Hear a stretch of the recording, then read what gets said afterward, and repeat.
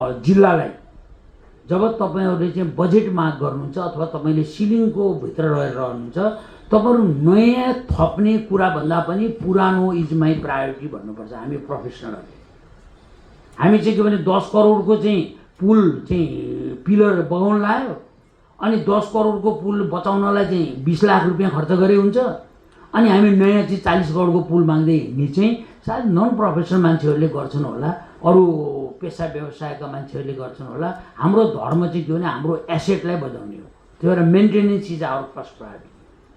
त्यसले गर्दा तपाईहरुले अलिकति जिल्लामा चाहिँ किन मेन्टेनेन्स गरियो भने अब 100% चाहिँ रिपेयर गरेर 100% ड्यामेज हुने चिजलाई रिपेयरमा ल्याइयो नि, ड्यामेज हुँदा 100 रुपैयाँ खर्च हुन्थ्यो, रिपेयर गरियो भने 10 रुपैयाँले भयो र त्यसको चाहिँ तपाईको रिकभरीले त्यो अर्कै तहमा पुग्छ भने हामी प्रोफेसनलहरुले मोर मेन्टेनेन्स इज आवर एकदम मेरो तपाईहरुलाई सुझाव।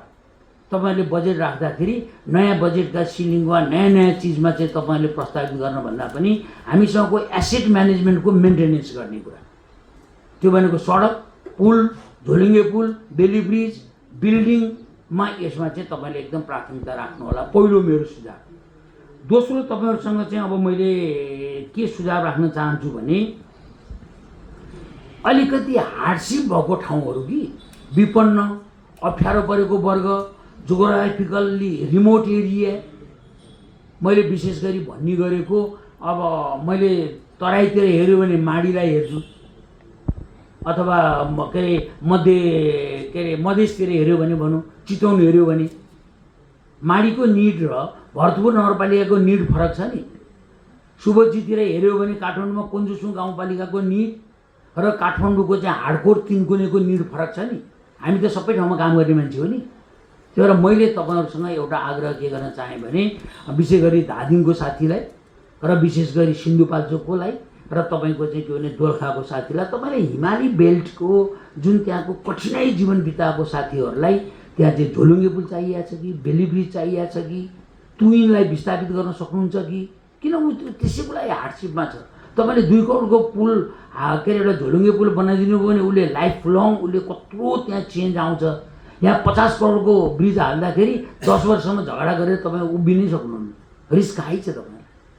त्यही भएर अलिकति मैले 3टा जिल्लाको साथीहरूलाई जियोग्राफिकल्ली हार्डशिप भएको एरिया इज मेरो चाहिँ प्रायोरिटी छ एज ए मन्त्रीको।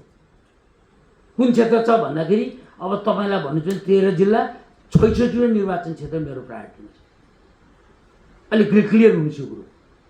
त्यसले गर्दा अलिकति हार्डशिप भएको ठाउँमा हामी कसरी जाने होला, हामी चाहिँ अब राक्षीराङमा कसरी जाने होला, हामी चाहिँ के भन्दाखेरि भने माडीमा कसरी जाने होला, हामीले बस्ती विकास कसरी जोड्ने होला, घिमिरेजीले चाहिँ के भन्दाखेरि भने सीमान्तकृत बसेको चाहिँ दोलखाको थामी बस्ती कसरी बनाउने होला भनेर उहाँले प्रस्ताव गर्नु पर्यो नि आफ्नो पैसाबाट।